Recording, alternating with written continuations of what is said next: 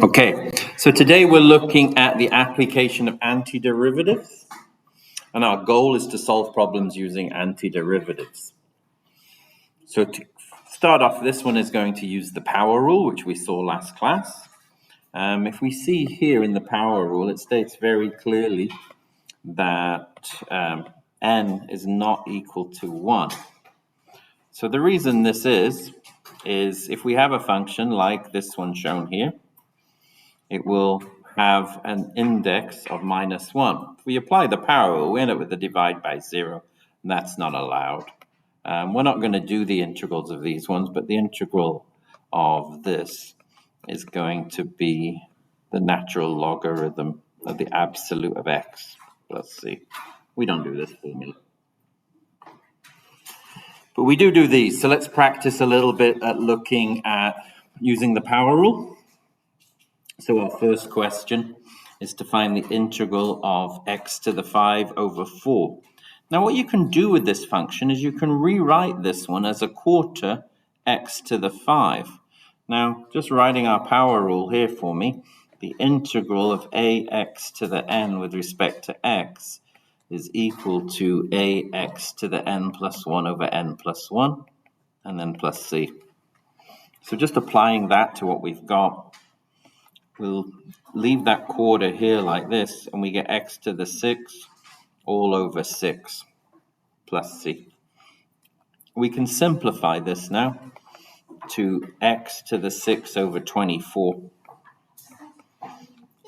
plus c. In effect, what happens is this gets multiplied in there.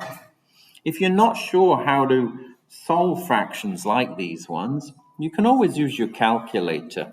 If you pull up a quotient on your calculator with the little 2 boxes like that, put a 6 in here. You can either put a fraction in on the top, or you can put 0.25 for a quarter. Type that into your calculator and press enter, and it's going to tell you 1 over 24.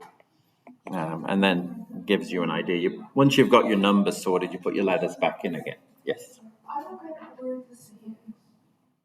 Where the C is? Yeah. The C is the arbitrary constant of integration that always appears. It comes from the fact that if you differentiate a linear function, mx plus c, the c disappears when you differentiate. So if you're going backwards, you don't know what that constant was. Okay, so let's move on to this next one. So again, what we want to do is I'm going to add 1 to this, and I'm going to get 3. I'm going to multiply it in on the bottom like this. So if I do this in one step for you, the integral of x squared over 2 plus 3x minus 1 with respect to x is going to be x to the 3 over 3 times 2, 6. 3x squared over 2 minus x plus c.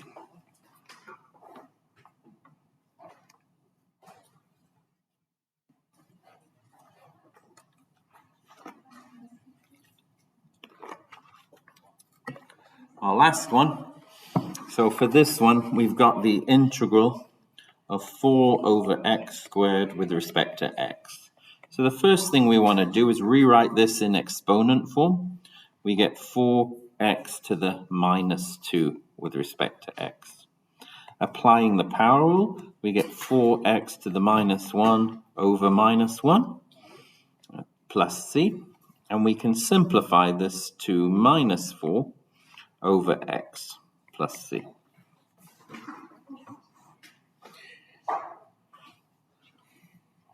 I would say practice your simplifications, but listen, if you have an exam question that says find the antiderivative to that so-and-so, on an SL course, if you answer with this expression, you'll get full marks.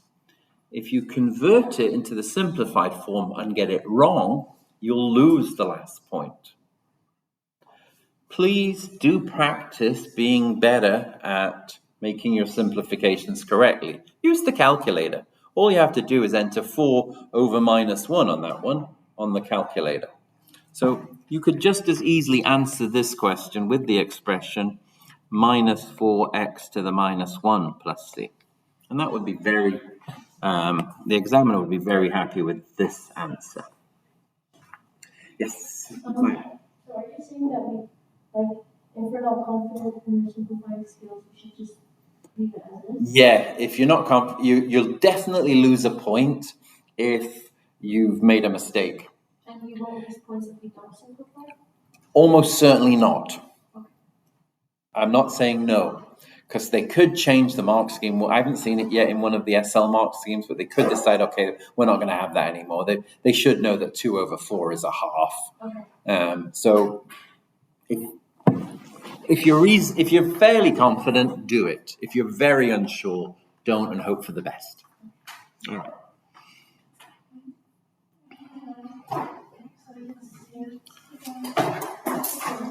Okay, so got a bit of problem solving on this one. So we have a new technique to look at here. Remember the arbitrary constant of integration, the plus c. Why do we have this? Why do we have the plus c? So that the constants don't disappear. Like plus 1, for example, if it's derivative, not the right half of this. If the derivative has a plus 1 or plus 2, so it doesn't disappear, it just doesn't disappear into nowhere. Yeah, so the constants are counted for after you integrate it. Yep, so let me just make a little example up here. Let's say we have a function such as y is equal to x minus 2. Y is equal to x minus 2. If I graph this, it's going to look something like this. It's going to go through here at 2. It's going to go through here at minus 2. If I graph this. If I find the antiderivative of this, if I integrate it, it would give me y is equal to x squared over 2 minus 2x plus c. Now, graphing this function, it's going to look something like this. It's going to be looking like that. But depending on what the plus c is, it's going to cross at different points here. So the plus c will basically, won't change the shape of the curve. They'll all look exactly the same, like this. But where it crosses, that's the c. That's the c. So you can find the value of c if you have an extra piece of information. So notice at this question 15a, the curve passes of y equals f of x passes through the point 1, 3.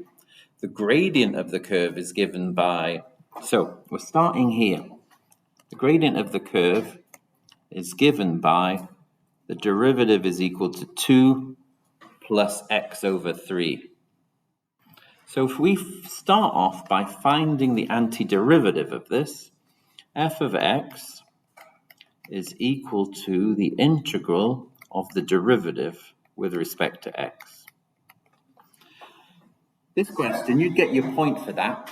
You'd get your first point for that, for basically knowing that if you take the derivative and you integrate it, you come back to the function.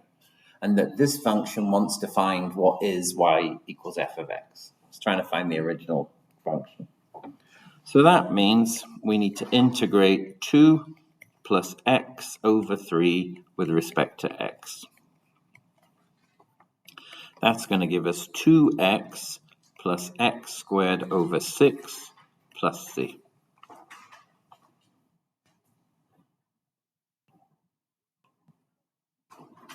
Take a minute to check my antiderivative there. Am I good?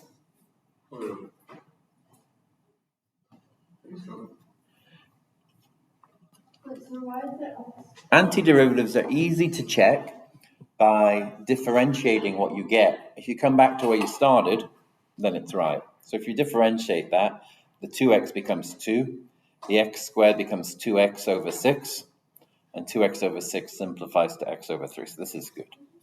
So what we're then going to do is we need to find, we've got our function like this, we need to find which one of these is the correct sort of C. I will. I'm just showing the concept. So we've got our function now. Notice that the original function passes through the point 1, 3. The original function passes through the point 1, 3.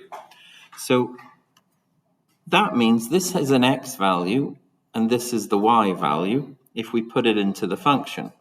We want 3, so let me say just 1, 3 gives 3 must equal 2 bracket 1 plus 1 squared over 6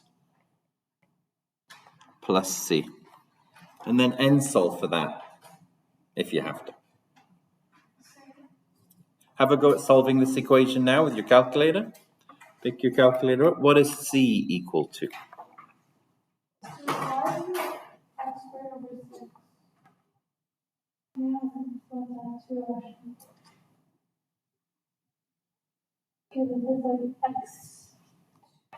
X2 over 2, are you like combining the dividing number, the denominators?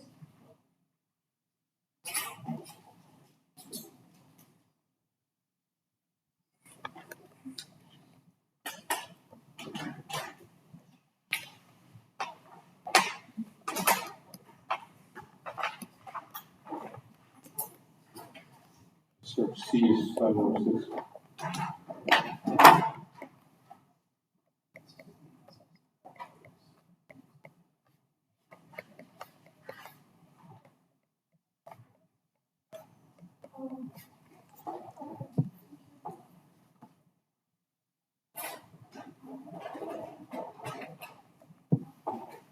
Okay.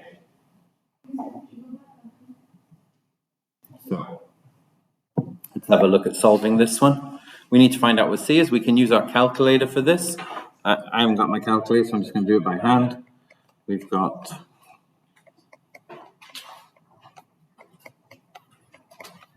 C is 5 over 6, right?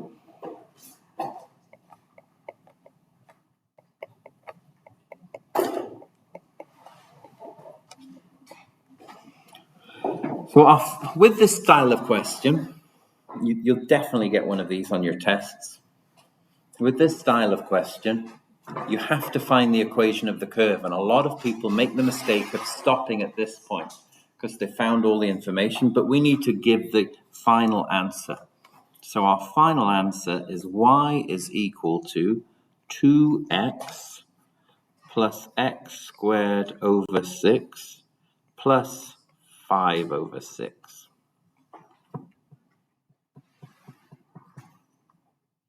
Let's have a go at doing this next question together. Yes, Maya. Scrolling back up to the explanation that you gave earlier, where the reason as to why was the six.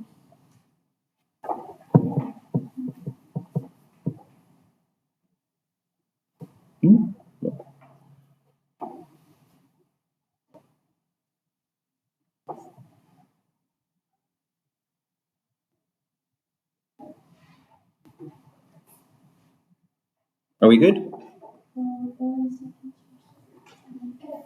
no fraction in the denominator. How do you like combine that? Use your calculator. Put the fractions into a... When we finish the lecture, I'll do an example with you on your calculator and show you. I'll show you on mine. All right. Let's have a go at question B together.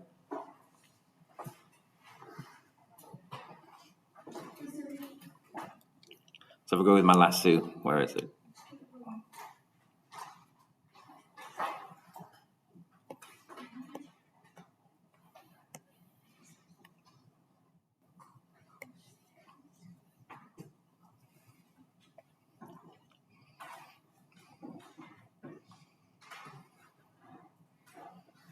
All right. So we've been told what the derivative is, and we've been told that the original function passes through the coordinate 3, minus 1. So we need to find the original function. So we'll start off with y is equal to the integral of the derivative with respect to x.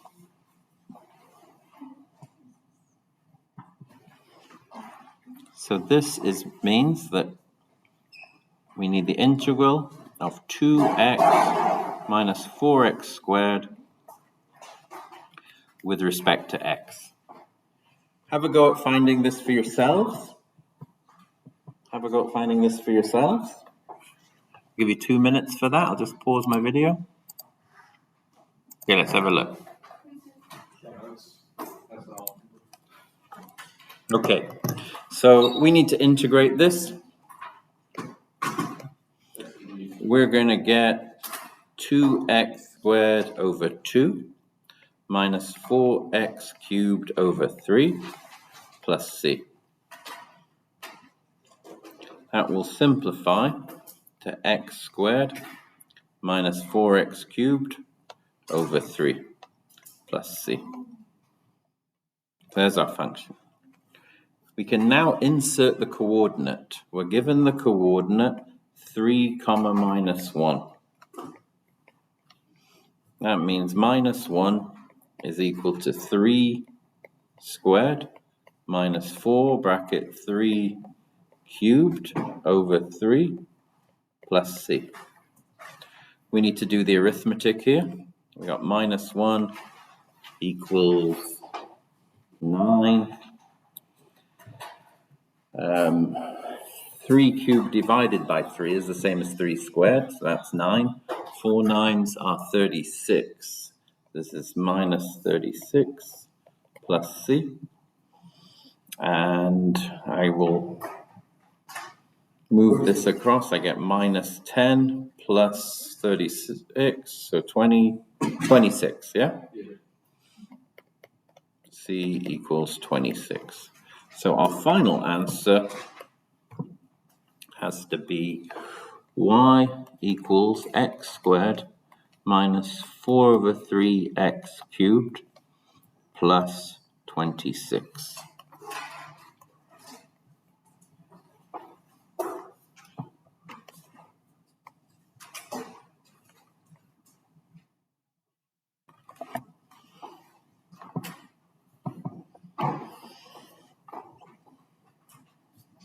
Are we all good? No?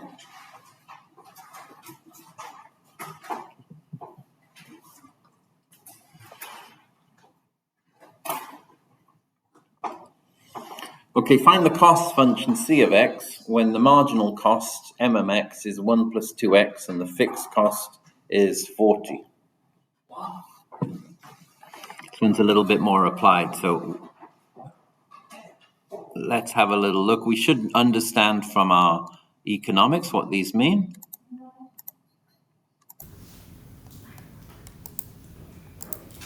Okay, so for questions of this type, you just need to understand the relationship.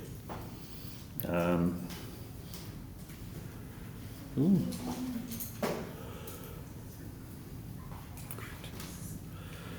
relationship between marginal cost and cost. So if we have cost, then marginal cost is the derivative.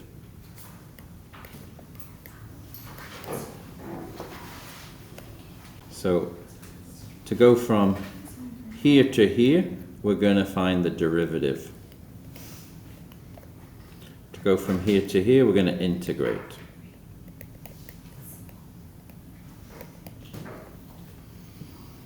So we're told that the cost find the cost of the function when the marginal cost is given. So simply, the cost function is equal to the integral of the marginal cost function with respect to x.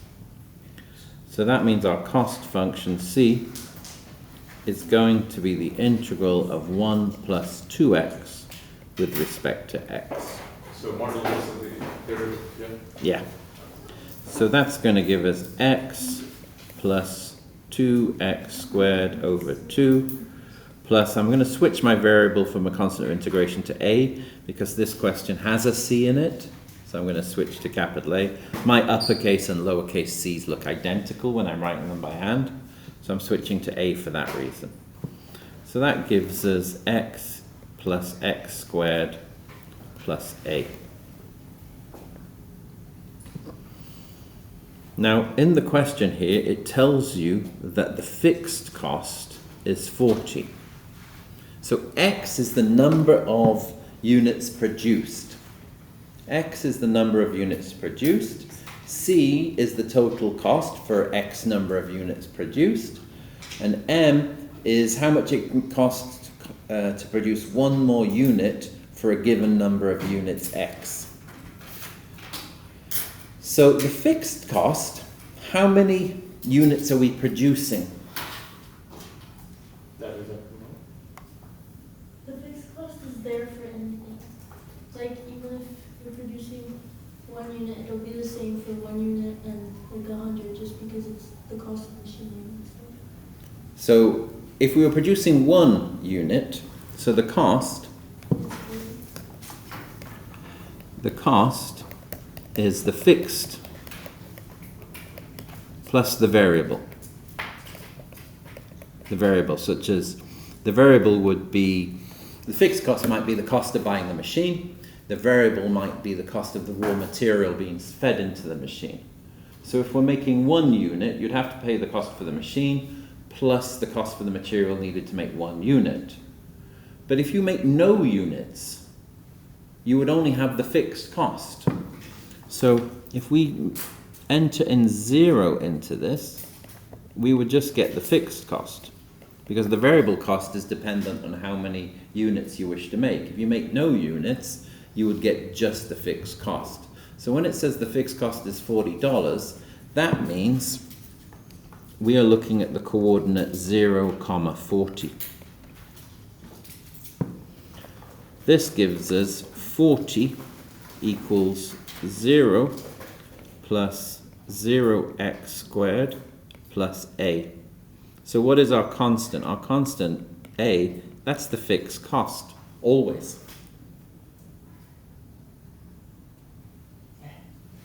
Our fixed cost is always the arbitrary constant of integration on these questions. So our cost function, therefore, is c of x is equal to x plus x squared plus 40.